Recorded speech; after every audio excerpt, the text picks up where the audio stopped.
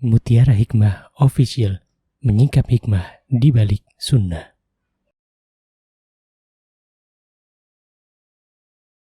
Salurkan donasi terbaik Anda untuk mendukung dakwah Mutiara Hikmah Official.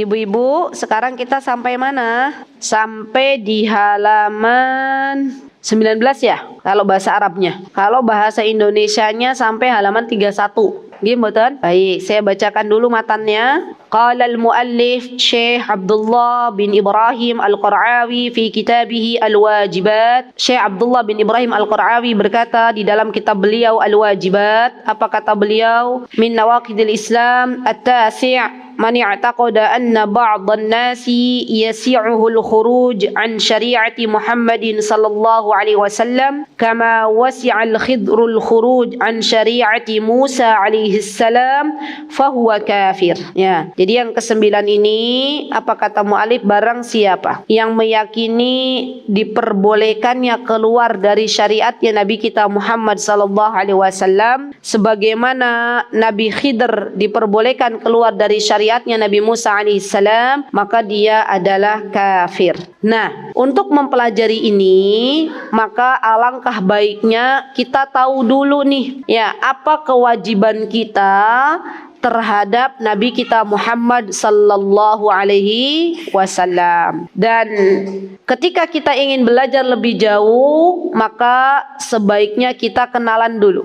Ibu-ibu, kalau kita itu pengen atau kita cinta ke seseorang, kita biasanya pengen nggak mengetahui lebih dalam bagaimana kehidupannya. Ibu-ibu ingat nggak dulu waktu suka sama bapaknya anak-anak zaman dulu? Ya, ibu-ibu suka nyari-nyari info nggak? Ini kepiye yang mau jadi pendamping hidupku gitu kan? Gimana orangnya, gimana akhlaknya, begitu ya ibu-ibu ya? Itu kira-kira kalau boleh saya tahu kenapa ibu-ibu begitu? Oke, kepo banget. Karena waduh, Masya Allah, karena tak kenal maka tak sayang katanya. Nah, begitu pula dengan Nabi kita Muhammad SAW. Kita nih yang ngaku-ngaku saya tuh cinta banget ke Rasulullah, saya cinta banget ke Nabi Muhammad. Buktinya apa? Buktinya kenalan dulu dengan Rasulullah SAW. Dan yang namanya berkenalan dengan Nabi kita Muhammad SAW itu ada kadar minimal, ada sesuatu yang mustahab. Jadi ada dua. Ada minimalnya tuh apa, dan selain minimal berarti sunnahnya itu apa. Ya. Seminimal-minimal kita tahu bagaimana Rasulullah SAW dan siapa beliau adalah mengenal namanya beliau.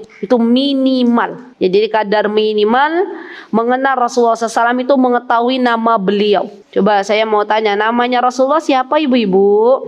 Sebentar, gak usah ada bin-binnya. Namanya Tok. Siapa? Muhammad. Satu lagi Bu Ros nih yang jawab. Nama Nabi Muhammad, kan ada Muhammad. Satu lagi siapa? Ahmad. Ya. Jadi dua, yaitu namanya beliau itu ada Muhammad, ada Ahmad. Dua-duanya sudah pernah disematkan kepada Nabi kita Muhammad sallallahu alaihi wasallam. Ya. Jadi Muhammad itu juga pernah disematkan untuk beliau dan beliau terkenal dengan panggilan Muhammad. Ahmad juga sama. Ya. Artinya apa teman-teman? Artinya yang suka memuji, yang suka memuji Allah Subhanahu wa ta'ala, maka disebutkan dengan Ahmad atau Muhammad. Berarti kalau Ahmad pakai wajan af'al. Af'al itu orang yang paling sering memuji. Jadi orang yang gemar memuji. Memuji siapa? Memuji Allah Subhanahu wa ta'ala. Jadi ini kadar minimal kita tahu siapa Rasulullah sallallahu alaihi wasallam. Baik. Dan setelah kita tahu bahwa Nabi Muhammad, Nabi kita semuanya namanya adalah Muhammad atau Ahmad, kemudian yang diperbolehkan adalah kita tahu nasab beliau. Ya. Nah, nasabnya beliau minimal siapa yang kita ketahui? Bapaknya. Karena di Arab itu terkadang banyak juga yang memakai nama Muhammad. Ya. Jadi bapaknya Nabi Muhammad siapa ibu-ibu? Abdullah. Kalau ibu-ibu pengen tahu siapa Abdullah ini? Abdullah adalah anaknya putranya Abdul Muthalib. Jadi dulu Bu, zaman dulu kala Abdul Muthalib itu punya anak 10, ya, laki-laki. Maka kata beliau, salah satu putranya itu akan dinadarkan untuk Allah Subhanahu wa ta'ala. Jadi Ini kebiasaan masyarakat jahiliyah. Maka Abdul Muthalib pun mengundi siapa di antara 10 nama putranya yang keluar. Qadarullah yang keluar Abdullah terus. Ya, diundi yang keluar Abdullah, diundi yang keluar Abdullah. Padahal Abdullah, ayahnya Nabi Muhammad ini adalah putra kesayangannya Abdul Muthalib. Bisa dibayangkan nggak Bu bagaimana sedihnya seorang ayah yang mau istilahnya menadarkan tuh berarti ya dibunuh. Ya, menurut mereka tuh ketika dibunuh itu nih nadar untuk Allah gitu loh. Tapi yang keluar malah Abdullah terus. Jadi kira-kira kalau ibu-ibu saya tanya, Abdul Muthalib akhirnya jadi membunuh Abdullah nggak untuk dinadarkan? Jadi atau tidak? Tidak. Apa yang Abdul Muthalib lakukan? Menyembelih unta. Ya, subhanallah, sampai beliau itu benar-benar habis gitu. Untanya tuh untuk apa? Mengganti Abdullah yang tadinya mau dinadarkan dengan unta tersebut. Subhanallah. Dan beginilah sayangnya seorang ayah. Ya nggak ada, namanya orang tua tuh nggak ada satupun yang ingin mencelakakan anaknya, nggak ada. Mereka semuanya ingin memberikan yang terbaik untuk anak-anaknya, Insya Allah. Ya kalau anak-anak muda tahu ini, maka melelehlah hatinya. Kadang anak muda itu kalau dibilangin sama orang tua kan rodo-rodo gimana gitu ya. Kenapa? Karena mereka nggak tahu bahwa sebenarnya orang tua itu menginginkan yang terbaik. Mungkin caranya yang salah. Ya kadang caranya aja yang salah. Kita ngomel nggak jelas, nggak nyampe apa yang kita inginkan ke anak kita sudah mulai dongkol duluan. Ya, iya nggak ibu-ibu? Begitu nggak sih kira-kira? Atau kita sama anak kita beda generasi. Anak kita generasi Z, kita generasi apa? Generasi A. Bener nih, generasi A. Jauh banget ya A sama Z ya. Masya Allah. Kita generasi kuno. Ya, kita generasi emak-emak. Ya, jadi beda dalam pendidikan anak-anak. Dan itu yang menyebabkan akhirnya kadang anak-anak muda zaman sekarang kalau diberikan nasihat oleh orang tuanya nggak mempan. Ya, subhanallah. Jadi bukan nasihatnya yang nggak mempan, tapi caranya. Ya, baik. Nah, Abdul Muthalib ini berarti siapanya Rasulullah? Kakek. Itu aslinya dulu itu ibu-ibu. Jadi kisahnya begini. Jadi tadi kan siapa? Muhammad bin Abdullah bin Abdul Muthalib bin Hashim. Ya. Nah, Hashim ini punya saudara namanya Muthalib. Ya, punya saudara namanya siapa? Muthalib. Saudara kandung. Dulu, ya orang-orang mengira bahwa Abdul Muthalib itu budaknya Muthalib. Jadi Hashim, bapaknya Abdul Muthalib, waktu kecil itu meninggal dunia. Akhirnya dibawalah Abdul Muthalib ini oleh Muthalib ke Mekah. Orang-orang mengira ketika Muthalib ini saudaranya Hashim bawa anak kecil, dikirain budaknya. Maka disebutlah sematan namanya Abdul Muthalib. Padahal nama asli beliau adalah Syaibah. Ini harus tahu nih kisah ini. Jadi Nabi Muhammad itu ayahnya namanya Abdullah, kakeknya asli namanya adalah Syaibah. Siapa Bu? Syaibah. Nah dijuluki Abdul Muthalib karena disangkanya itu adalah budaknya Muthalib. Padahal beliau adalah putranya Hashim.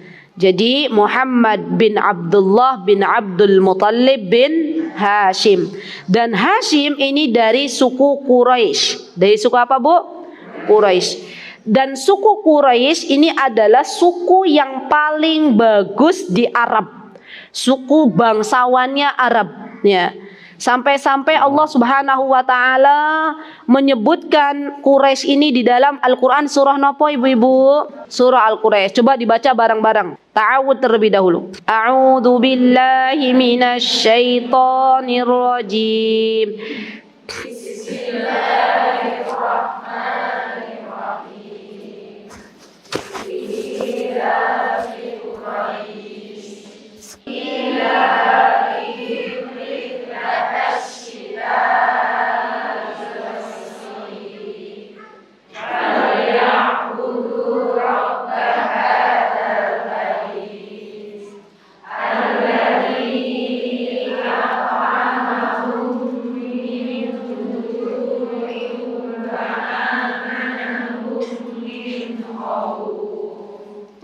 Baik, jazakumullahu khairan.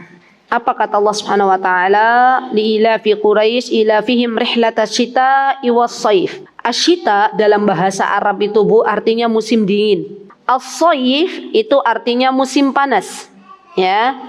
Jadi kadang kalau ibu-ibu dengar ada namanya utlatus saifiyah. Kalau di Arab Ya, ada utlah itu namanya utlatus saifiyah atau utlatus syita. Maksudnya ada liburan musim panas dan liburan musim dingin.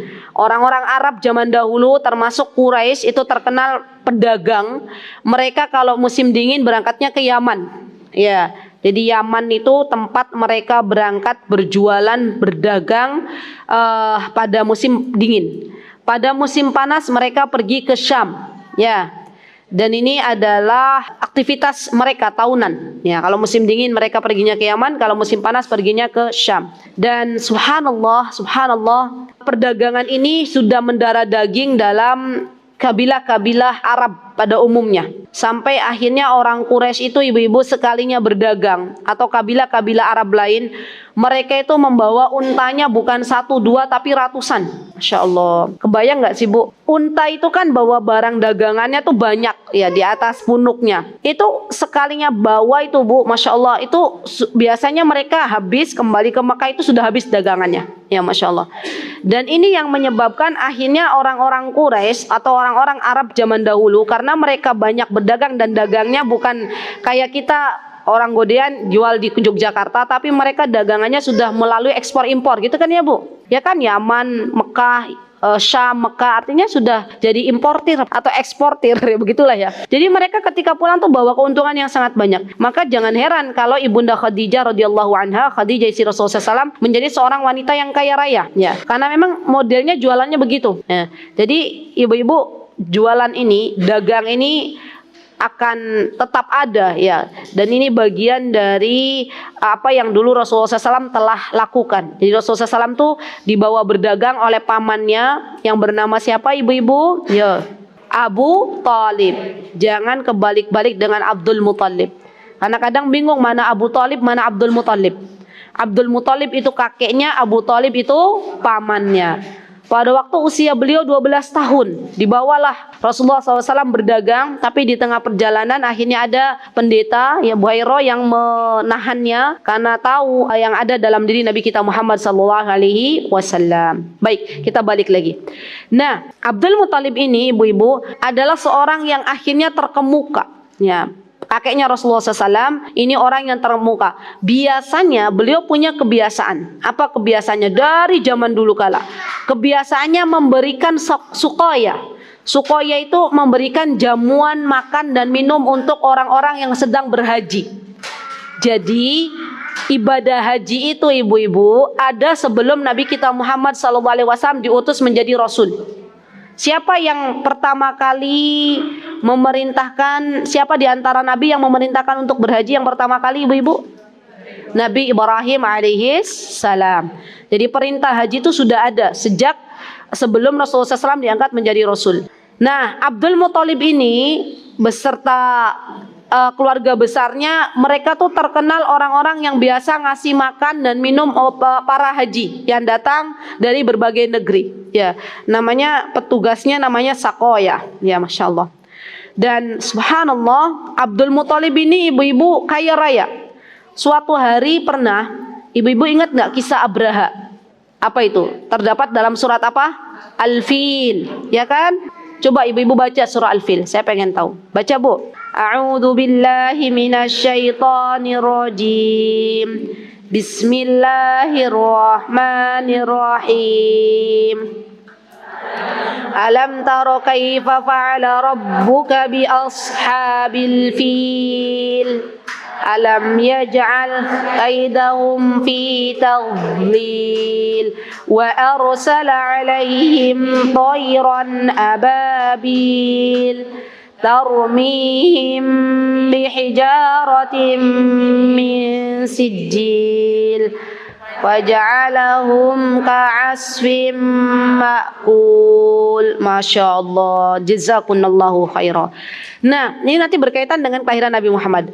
Pada waktu Abraha itu ibu-ibu, Abraha itu siapa sih? Abraha itu seorang pemimpin. Ada yang mengatakan dia pendeta dari Son'a, Yaman. Mana Son'a? Son'a itu ibu kota Yaman. Kami pernah tinggal di sana. Ya, di Son'a namanya. Dulu Abraha itu hasad, iri, dengki melihat orang-orang pergi ke Ka'bah untuk berhaji. Maka Abraha bikin sebuah bangunan yang lebih indah daripada Ka'bah. Dan dia memikirkan kalau bangunan ini sudah dibikin di Son'a, maka pastinya orang-orang akan tidak tertarik lagi dengan Ka'bah. Jadi dia harapannya Abraha ini orang-orang akan ke Son'a gitu ya, dan berhaji ke bangunan yang dibuat oleh Abraha. Bangunannya sekarang, Bu, ya, itu kalau saya yakin kalau ada di Indonesia itu bangunan yang dibangun oleh para nenek moyang masih dikultuskan atau mungkin masih di tempat wisata lah ya minimal. Di sana itu bangunannya Abraha sekarang jadi tempat sampah. Betul. Karena memang orang-orang Yaman tuh subhanallah sama sekali tidak mengkultuskan bangunan. Lah bangunan apa manfaatnya? Nggak memberikan manfaat sama sekali kan, Bu? Ya Masya Allah. Nah Abraha ini dulu bangun bangunan namanya Qol'ah. Qol'ah itu menurut beliau itu istana yang megah gitu loh. Tapi setelah beliau menghabiskan uang ya banyak sekali untuk membangun bangunan, ternyata orang Islam nggak ke Yaman tapi tetap ke Ka'bah. Jadi beliau memikirkan bagaimana caranya biar Ka'bah itu runtuh. Ya. Bagaimana caranya agar orang-orang Islam tuh nggak ke Ka'bah lagi tapi ke bangunan yang ia bangun. Maka beliau memerintahkan pasukan beliau, diantaranya adalah pasukan bergajah. Nah pasukan bergajah itu beliau kerahkan bersama pasukan-pasukan yang pintarnya menurut beliau, yang ahlinya, sampai akhirnya di sebuah tempat di dekat kota Mekah gajahnya nggak mau jalan. Ya, dipukul pakai pecut dipukul gitu ya. Malah gajahnya duduk gitu ya, dan nggak mau. Kalau gajah disuruh ke selain arah Ka'bah mau jalan, tapi kalau ke arah Ka'bah nggak mau. Siapa kira-kira yang menggerakkan dan menghentikan gajah tersebut, ibu-ibu? Allah, subhanallah. Dan Abraha ini mangkel, bahasanya begitu ya. Ini kenapa pasukan sudah dibawa tapi kok nggak mau gajahnya? Ya. Dia pengen bikin istilahnya kekacauan lagi. Maka diperintahkanlah pasukannya Abraha ini untuk mengambil untanya Abdul Muthalib. Jadi beliau tuh paham, beliau orang cerdas. Apa bukti kecerdasannya? Kecerdasannya buktinya apa? Buktinya beliau ingin mengambil hartanya kaumnya, paham nggak, Bu?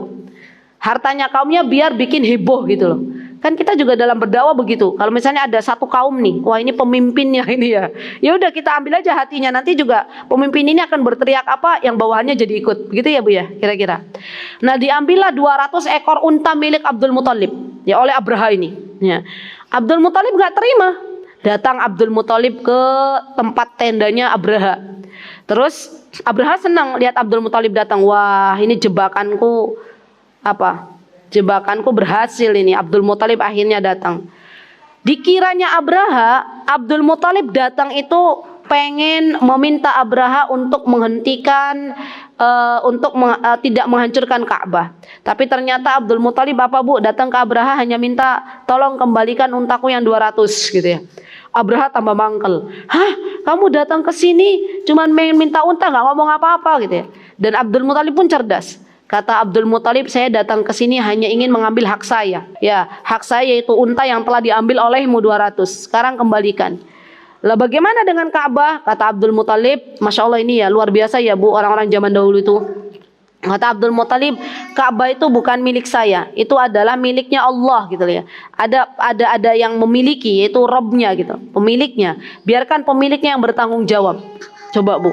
Kira-kira kata-kata ini akan keluar dari orang-orang yang cerdas atau tidak? Keluar dari orang-orang yang cerdas. Jadi memang Rasulullah itu subhanallah nenek moyangnya orang-orang yang cerdas. Dan Abdul Muthalib pun akhirnya ambil 200 unta tersebut dan balik lagi. Dan berkata kepada penduduk Mekah kala itu, wahai para penduduk Mekah, kata Abdul Muthalib, sekarang lari ke gunung-gunung. Ya, pasukan Abraham mau datang. Ya, subhanallah, Bu. Ya, atas izin Allah dikirimlah burung ababil. Dan akhirnya Abraha waktu itu, Abraha tidak langsung diwafatkan oleh Allah. Abraha disiksa dulu.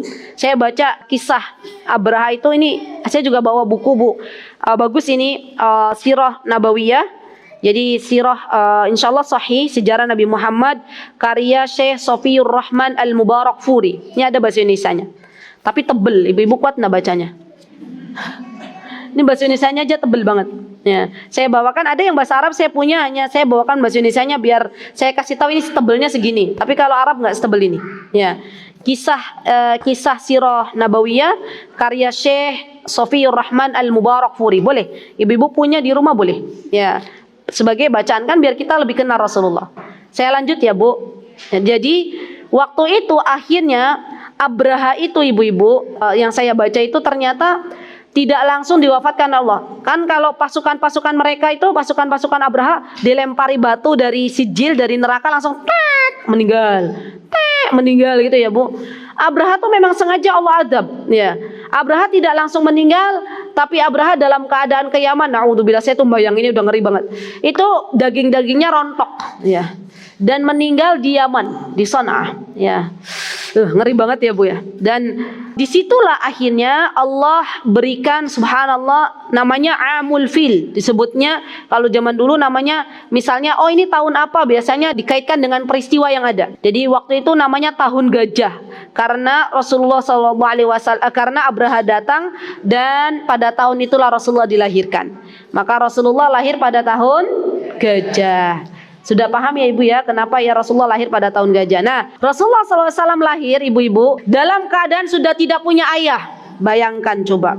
Aminah waktu hamil ibu-ibu, kayaknya kita tegar nggak kayak Aminah ya, Masya Allah. Aminah waktu hamil Nabi kita Muhammad SAW itu beliau dalam keadaan dipamiti oleh suami tercintanya Abdullah untuk berdagang ya. Bu saya pamit ya untuk mencari nafkah. Kata Aminah, ya wis nggak apa-apa Pak monggo gitu ya istilahnya. Padahal waktu itu perutnya Aminah itu besar ibu-ibu. Ya subhanallah. Dan subhanallah qadarullah Abdullah akhirnya dari sepulangnya perjalanan dari berdagang itu belum sampai Mekah meninggal dunia. Ya, jadilah Nabi kita Muhammad SAW lahir dalam keadaan yatim. Jadi Rasulullah itu lahir dalam keadaan yatim. Dan apa yang terjadi pada diri Rasulullah ibu-ibu itu sebenarnya teladan bagi kita semuanya. Jadi kalau ada ibu-ibu yang single parent ya, misalnya lagi hamil, suaminya meninggal dunia, anaknya lahir brojol, ewek-ewek dalam keadaan yatim, itu sudah pernah dialami oleh Rasulullah SAW. Katakan kepada anak kita bahwa kamu apa yang engkau alami wahai anakku itu sama dengan Rasulullah SAW. Ya, lahir dalam keadaan ya yatim. Bukan hanya Rasulullah SAW akhirnya sampai di situ saja.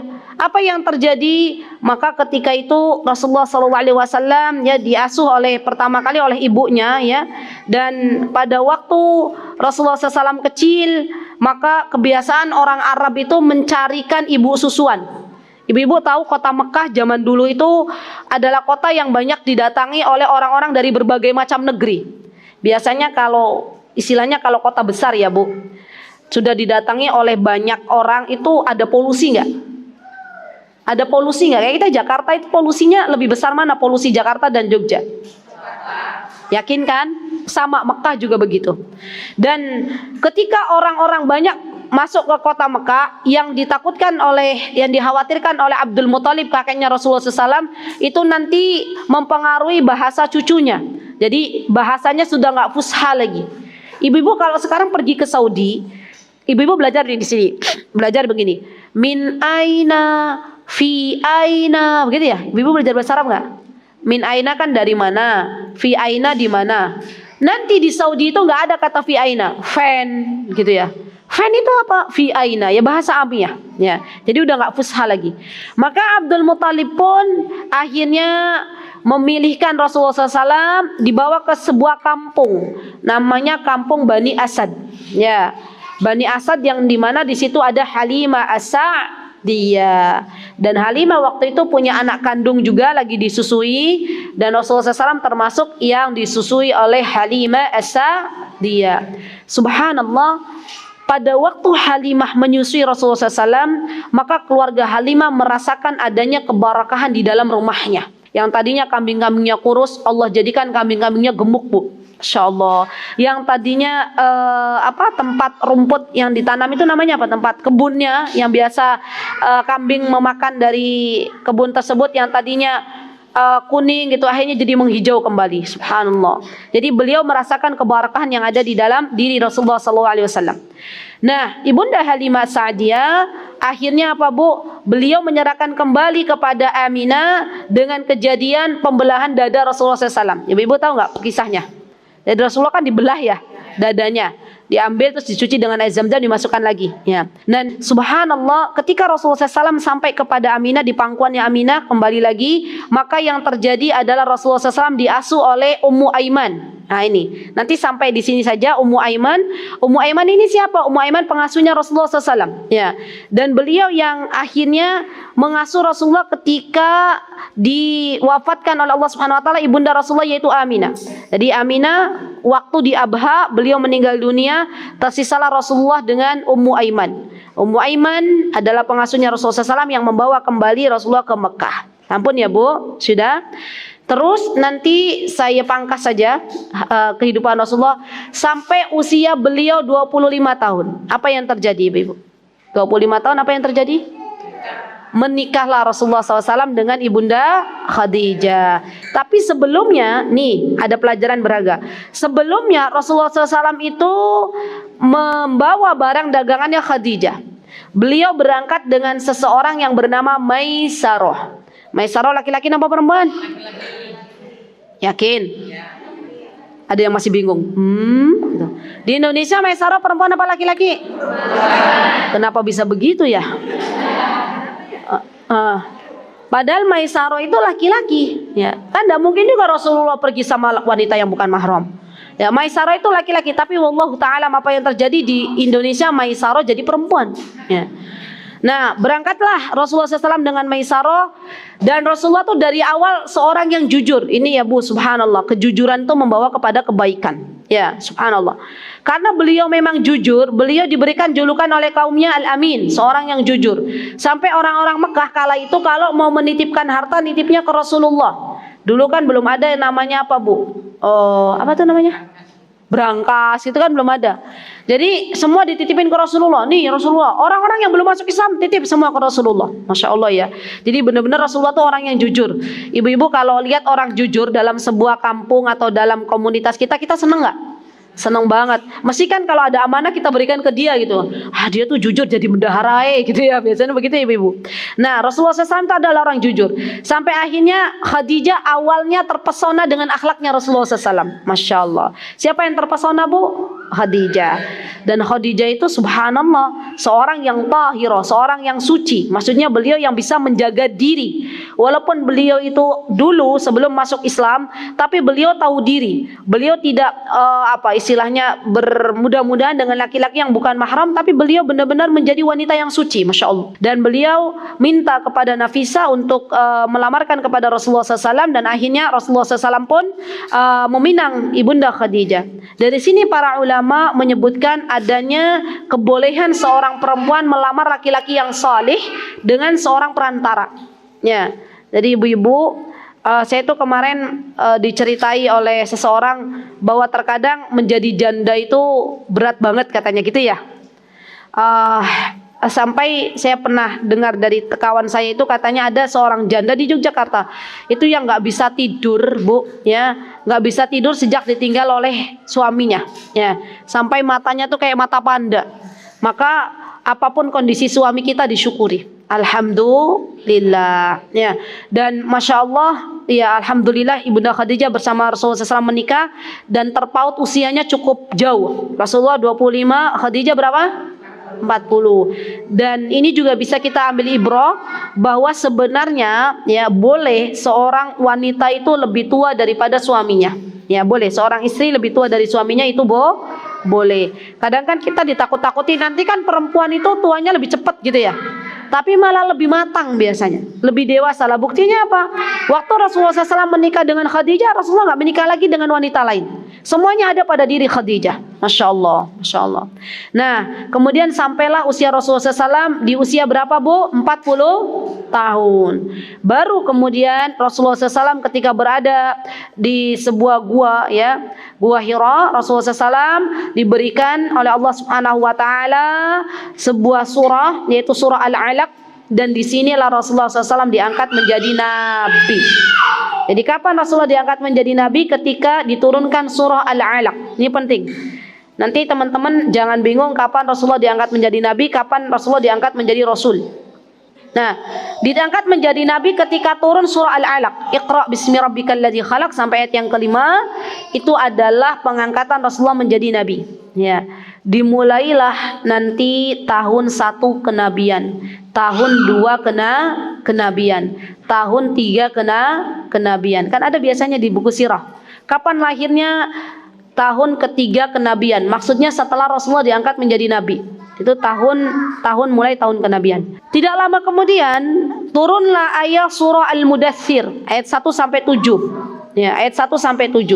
Itu adalah diangkatnya Rasulullah SAW menjadi seorang rasul. Ya, menjadi seorang rasul. Jadi beda ya Bu, kapan diangkat Rasulullah menjadi seorang nabi, kapan Rasulullah diangkat menjadi seorang rasul. Apa bedanya nabi dan rasul? Ya, Ibu-ibu, apa bedanya nabi dan rasul? Coba saya pengen ngecek dulu Orang yang menerima wahyu dan disampaikan kepada orang lain, terus itu kalau apa? Rasul. Kalau nabi?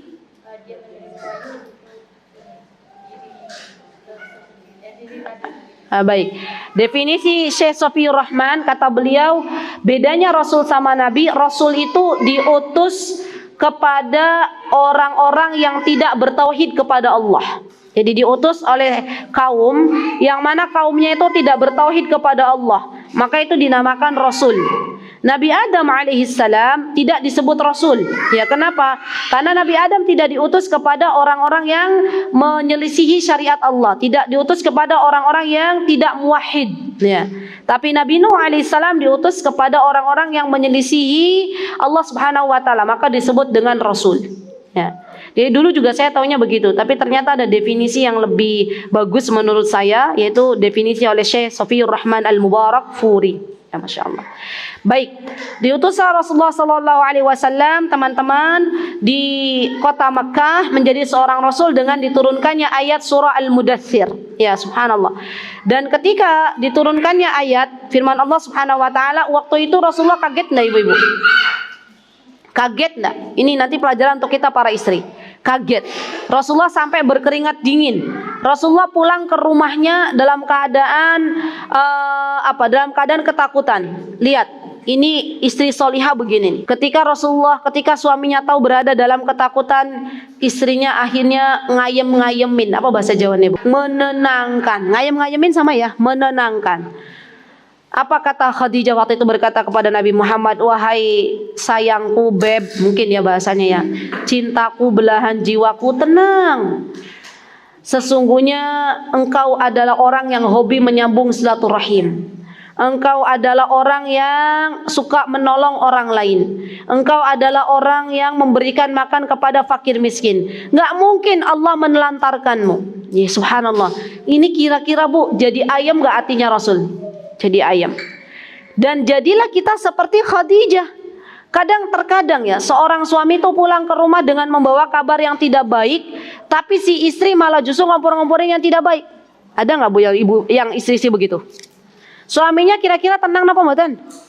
Nggak tenang. Ya. Jadi ini diantara ciri wanita solihah adalah dia bisa menenangkan hati suami. Ya. Apalagi biasanya kalau emak-emak begini, suaminya belum lepas sepatu sudah langsung diteror. Dari mana aja gitu ya? Kok nggak datang-datang? Teleponnya kok nggak diangkat? WA-nya kok nggak dibalas gitu ya? Itu kita kayak gitu bukan sih ibu-ibu? Atau ibu-ibu suaminya datang kayak Ummu Sulaim, dibikinkan dulu makanan, dibikinkan dulu minuman, gitu nggak ibu-ibu? Dilayani dulu dengan sepenuh cinta. Waduh, Masya Allah. Begitu, ibu-ibu pilih yang mana tuh? Pilih yang langsung tanya atau yang bikinin minuman dulu? Yakin? Ibu-ibu sudah chat dari pagi hari belum dibalas-balas sama suami. Ibu-ibu khawatir nggak? Opo iki ono opo di jalan ya Allah, gitu kan? Terus suami datang disambut dengan pertanyaan atau dengan minuman hangat? Jujur. Tuh pertanyaan katanya ya. Nggak apa-apa, jujur itu bagus. Yang jujur dapat hadiah. Mana hadiahnya? Nih Bu, yang tadi jawab pertanyaan. Nah, dapat hadiah. Masya Allah. Ya silahkan. Masya Allah. Tuh, jujur itu kan bagus kata saya. Ya. Nah, kemudian Ibunda Khadijah, ibu-ibu nih dengarkan baik-baik juga, ini menjadi pelajaran buat kita. Beliau itu menemani Rasulullah SAW dengan segenap jiwa dan waktunya. Masya Allah. Pelajaran yang bisa kita ambil, ibu-ibu, teman-teman yang saya cintai karena Allah, bagaimanapun keadaan suami kita, walaupun teman-teman itu berasal dari keluarga bangsawan, ya, dari keluarga yang memiliki harta banyak, tapi tetaplah harus kita memuliakan suami kita. Ya, Khadijah binti Khuwailid radhiyallahu anha, beliau itu dari keluarga bangsawan. Beliau punya harta banyak sekali. Tapi beliau tidak pernah merendahkan Rasulullah SAW yang mohon maaf ya sebagai mantan karyawannya. Lihat, bagaimana Khadijah itu benar-benar memuliakan Rasulullah SAW. Sampai akhirnya, ya Rabb, kalau membaca sirahnya Khadijah itu saya malah pengen nangis jadinya. Bagaimana beliau itu benar-benar berkata kepada Rasulullah, ya Rasulullah, mengkhawatirkan banget ya posisi Rasulullah SAW. Ya Rasulullah, dengan apa saya bisa membantumu? Ya, kuserahkan semua harta untukmu, untuk Allah Subhanahu wa Ta'ala. Ya, bahkan sampai Khadijah yang tadinya kaya raya dari kalangan bangsawan, ya saudagar kaya raya, itu pernah memakan daun-daunan, Bu. Waktu kapan? Waktu diboikot Rasulullah beserta paman beliau bersama Khadijah di tahun-tahun di mana adanya pemboikotan terhadap kaum muslimin. Ya, Khadijah tetap sabar menemani suaminya. Maka jadilah kita istri-istri yang kalau kita berumah tangga itu bukan hanya enaknya saja. Suka duka harus kita jalani bareng. Karena visi misi di antara keluarga muslim itu Allah masukkan semuanya ke dalam surganya. Kadang kita diuji oleh Allah Subhanahu wa Ta'ala dalam keadaan di mana suami kita misalnya harus di PHK dari kerja. Pernah nggak ibu-ibu ada begitu suasananya? Ada kan? Maka sebagai seorang istri, genggam tangan suaminya dan katakan kepada suaminya, wahai cintaku, belahan jiwaku, ya, aku tidak meminta apa-apa darimu. Kita sedang diuji, yuk kita bersabar, kita jalani bersama. Wah, Masya Allah, itu luar biasa. Ya, tapi banyak istri-istri zaman sekarang diuji sedikit saja masalah ekonomi, banyak menuntut cerai kepada suaminya. Ya, dan lupa bahwa suaminya telah sekian tahun berbuat baik kepada dirinya. Ya, jadilah kita istri-istri yang tidak menghinakan suami kita, walaupun kita itu mungkin dari segi finansial lebih kaya, lebih punya gitu loh. Tetap suami kita punya hak untuk dihormati, untuk kita muliakan. Ya, Masya Allah. Itu jadi ibrah yang bisa kita ambil ibu-ibu dari kisah perjalanan Khadijah binti Khuwailid. Baik. Nah, kemudian setelah kita tahu Khadijah binti Khuwailid akhirnya Allah wafatkan ya sebelum Rasulullah SAW berhijrah ke kota Madinah, dan Rasulullah SAW berdakwah di kota Makkah kurang lebih selama berapa tahun? 13 tahun, hanya untuk meluruskan kepada orang-orang Makkah bahwa kita itu kelak akan dibangkitkan oleh Allah, ya berhubungan dengan hari kiamat. Karena orang-orang kafir Mekah mereka tidak beriman dengan adanya hari kebangkitan. Maka Rasulullah benar-benar dakwanya tuh kalau di Mekah itu ngurusin masalah tauhid aja. Terus saja bagaimana mengajak mereka beriman kepada Allah, bagaimana mentauhidkan Allah dengan tauhid uluhiyah. Terus saja. Orang-orang kafir Quraisy itu ibu-ibu, mereka mengakui bahwa Allah itu menciptakan mereka. Mereka orang-orang kafir Makkah, mereka percaya bahwa hujan itu yang menurunkan adalah Allah, bahwa rizki itu datangnya dari Allah, bahwa yang mengangkat madarat dan manfaat itu Allah. Mereka percaya. Tapi ternyata mereka menyekutukan Allah dengan sesembahan-sesembahan yang mereka buat. Itulah yang namanya tauhid uluhiyah harus kita kedepankan, ya. Jadi walaupun mereka itu dalam tauhid rububiyah sudah percaya, tapi tetap Rasulullah SAW berdakwah kepada orang-orang kafir Quraisy, kepada orang-orang Mekah pada zamannya, agar mereka kembali mengesahkan Allah Subhanahu wa Ta'ala. Dan itu terjadi dalam kurun waktu 13 tahun. Baru kemudian ada perintah berhijrah ke kota Madinah. Rasulullah SAW berhijrah, ya teman-teman, dan hidup di kota Madinah berdakwah. Baru mulai tauhid, baru mulai hukum-hukum yang ada, dan akhirnya Allah pun mengambil ya Rasulullah SAW di usia 63 tahun, subhanallah ya, dalam keadaan sakit terlebih dahulu, kemudian meninggal dunia, masya Allah, di pangkuan Aisyah radhiyallahu anha. Dan Rasulullah SAW teman-teman memiliki 6 putra putri dari ibunda Khadijah radhiyallahu anha. Di antara putra putri beliau adalah Qasim, Abdullah, Zainab, Ruqayyah, Ummu Kulsum, dan Fatimah. Ini kita harus hafal loh. Ya jangan sampai artis Korea hafal tapi putra putri Rasulullah nggak hafal. Ya, siapa ibu-ibu putra putrinya Rasulullah? Ulangi. Qasim, Abdullah, Zainab, Adiknya Zainab siapa?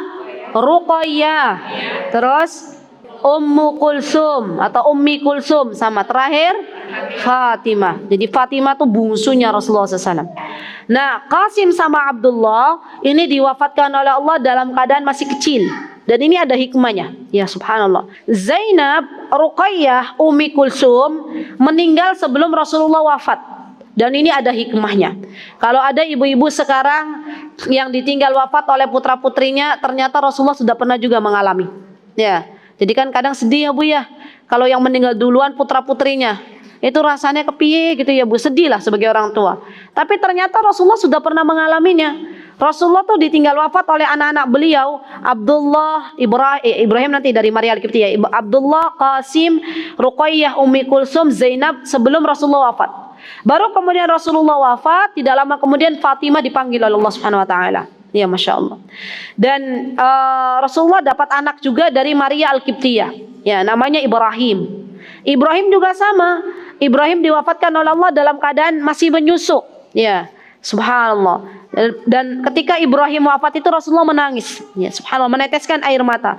Saking sedihnya ditinggal wafat oleh Ibrahim. Dan ini fitrah bagi orang tua yang punya anak masih kecil kemudian meninggal, meneteskan air mata itu diperbolehkan. Tapi tidak kemudian akhirnya meratap gitu ya. Menangis masih boleh tapi tidak meratap. Subhanallah, Rasulullah SAW, ibu-ibu, kalau kita pengen ya suami kita itu tidak menikah lagi, maka jadilah seperti Khadijah. Tapi masanya kita benar-benar sudah jadi Khadijah atau belum gitu loh. Itu kan pertanyaannya. Jadi Rasulullah selama menikah dengan Khadijah nggak menikah dengan wanita lain. Ya, Masya Allah. Dan Khadijah teman-teman, subhanallah, adalah wanita yang benar-benar berjuang dengan Rasulullah SAW dari mulai nol, ya, dalam berdakwah kepada berdakwah untuk Allah dan Rasulnya, Masya Allah. Dan bagaimana cara beriman kita kepada Rasulullah, ini juga penting banget. Ya. Yang pertama, kita membenarkan apa-apa yang dibawa oleh Rasulullah SAW. Semuanya kita benarkan. Yang kedua, kita mengimani bahwa apa yang dibawa oleh Rasulullah itu adalah wahyu. Yang ketiga, Rasulullah sudah mengajarkan semua yang berkaitan dengan agama ini segamblang-gamblangnya, sejelas-jelasnya. Jadi Rasulullah telah menyampaikan agama ini ibu-ibu kepada kita dengan sejelas-jelasnya. Maka kita tidak boleh mencari-cari sesuatu yang tidak berasal dari Rasulullah Sallallahu Alaihi Wasallam. Tinggal follow saja. Bahasanya apa? Ikuti aja. Ya. Dari mana kita bisa mengikuti Rasulullah Sallallahu Alaihi Wasallam? Dari banyak-banyak belajar, dari banyak-banyak taklim, dari banyak-banyak duduk di majlis ilmu. Maka kita akan tahu, oh ini sesuatu yang diajarkan Rasulullah, oh ini sesuatu yang tidak diajarkan oleh Rasulullah. Nih, berkaitan dengan bulan Rajab. Kita sekarang hidup di bulan apa, Bu? Bulan Rajab. Kemarin tuh saya ngisi di perumahan namanya Trimulyo. Apa tuh, Bu? Saya juga baru pertama kali di sana. Jadi di daerah Imogiri, ya. Itu sempat juga panitianya bilang bahwa sebagian ibu-ibu di sana itu masih meyakini, semoga di sini sudah tidak lagi ya, bahwa ini nih Bu pelajaran untuk puasa Rajab. Nih kita kan hidup di bulan Rajab. Ada dapat share-sharean itu. Jadi kalau di bulan Rajab puasa tanggal sekian dapat fadilahnya ini, keutamaannya ini. Kalau di bulan Rajab puasa di tanggal sekian dapat keutamanya ini. Ibu pernah dapat sharean begitu nggak? Yakin nggak tuh? Yakin. Dari mana Ibu nggak yakin? Nggak jelas sanadnya, nggak jelas sumbernya, gitu kan? Hanya share-sharean aja. Kalau dapat share-sharean begitu, ibu tahan dulu, tahan. Jangan kita nyebarin. Kalau kita sampai nyebarin orang lain ikut, namanya dosa jariah. Ya. Selagi itu orang lain ikut sesuatu yang tidak berasal dari Rasulullah SAW, diikuti syaran kita, dan kita sudah meninggal dunia, orang lain tetap meyakini bahwa dari tanggal sekian bulan Rajab itu puasa dapat amalan ini, dapat keutamaan ini, kita dapat dosa jariahnya. Maka hati-hati kalau kita dapat share-sharean itu, jangan lantas ikut share ulang. Ya, saya yakin ibu-ibu itu share ulang tuh tujuannya baik, ya nggak? Biar orang lain dapat kebaikan. Tapi masalahnya ini berita yang dibawa itu benar atau tidak? Itu loh yang dipermasalahkan. Semua itu akan dipertanggungjawabkan di hadapan Allah Subhanahu wa taala. Dan Rasulullah SAW dalam urusan agama itu sudah menjelaskan sedemikian gamblang, sudah menjelaskan sedemikian jelas. Kita tidak perlu memodifikasi agama, kita tidak perlu berkreativitas dalam agama karena semuanya sudah dijelaskan oleh baginda Rasulullah SAW. Sudah berapa ibu-ibu dalam mengimani Rasulullah? 3. Berarti yang ke berapa? Keempat. Membenarkan bahwa Rasulullah itu utusannya Allah. Ini yang paling utama padahal ya. Tadi nggak apa. Meyakini atau membenarkan bahwa Rasulullah itu utusannya Allah. Ya, Rasul, utusan. Sudah Bu? Jadi kita yakin bahwa Rasulullah itu utusannya Allah. Kemudian yang kedua tadi ya, membenarkan apa-apa yang dibawa oleh Rasul. Kemudian apa-apa yang dibawa oleh Rasul itu adalah wahyu gitu ya. Baik, yang kelima. Kita yakin bahwa apa yang dilarang oleh Rasulullah itu ada kebaikan di dalamnya. Kita meyakini apa yang diperintahkan dan dilarang oleh Rasulullah SAW itu ada kebaikan di dalamnya. Ini juga termasuk dari beriman kepada Rasulullah SAW. Kita meyakini bahwa apa yang diperintahkan dan yang dilarang oleh Rasulullah SAW itu ada kebaikan di dalamnya.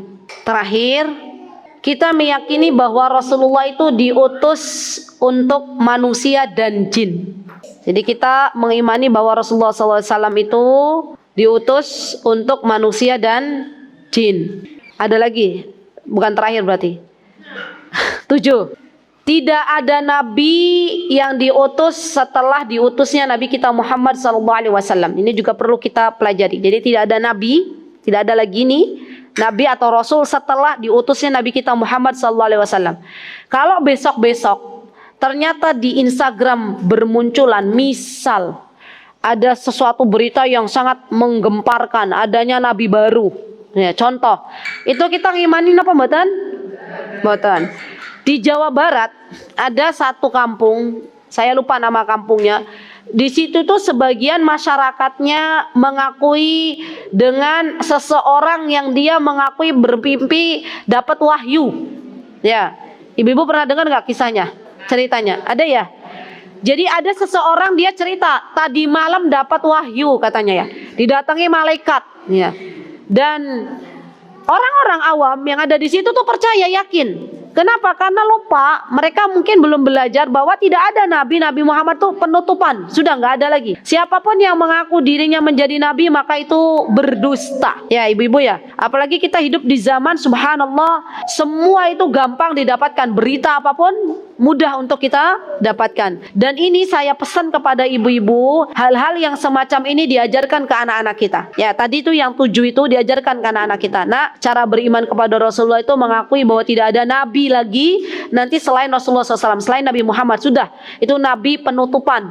Kalau nanti suatu hari kelak di zamanmu ada orang ngaku jadi Nabi, maka katakanlah, percayalah bahwa mereka itu berdusta. Ya, anak-anak kita zaman sekarang kan mudah banget tuh, mudah pak, mudah terbawa arus. Ya, ada berita begini percaya, dan ini menjadi kewajiban untuk kita memberitahukan ini kepada anak-anak kita. Baik, itu ibu-ibu yang bisa saya sampaikan. Oh ya, dan berkaitan dengan matan hadis ini yang di Al-Wajibat, berarti Syekh Muhammad Abdullah bin Ibrahim Al-Qara'awi, beliau meyakini bahwa Khidr itu adalah nabi. Kan Khidr itu diperdebatkan dalam surah Al-Kahfi itu loh Bu.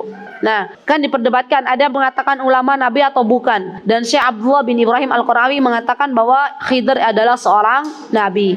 Wallahu taala a'lam. Itu yang bisa saya sampaikan. Jikalau ada kebenaran datangnya dari Allah Subhanahu wa taala, jikalau ada kesalahan datangnya dari saya pribadi, saya mohon maaf yang sebesar-besarnya. Aqulu qauli hadza wastaghfirullah li wa lakum wa akhiru da'wana alhamdulillahirabbil alamin. Assalamualaikum warahmatullahi wabarakatuh.